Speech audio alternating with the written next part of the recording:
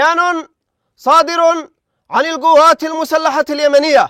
بسم الله الرحمن الرحيم. قال تعالى: أذن للذين يقاتلون بأنهم ظلموا وإن الله على نصرهم لقدير. صدق الله العظيم.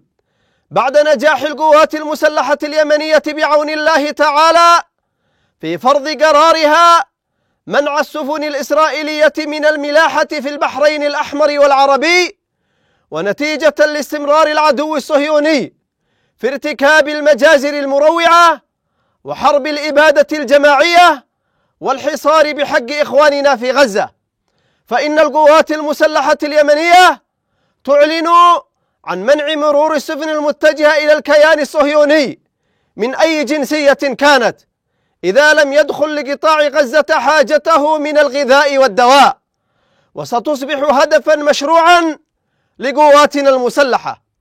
وحرصا منا على سلامة الملاحة البحرية نحذر جميع السفن والشركات من التعامل مع الموانئ الإسرائيلية.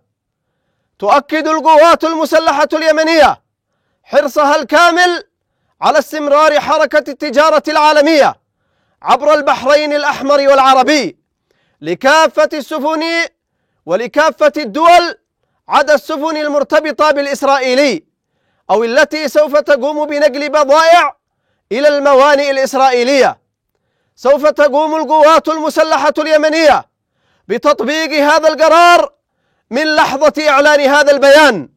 صنعاء 26 من جمادي الأولى 1445 للهجرة، الموافق 9 من ديسمبر 2023، صادر عن القوات المسلحة اليمنية.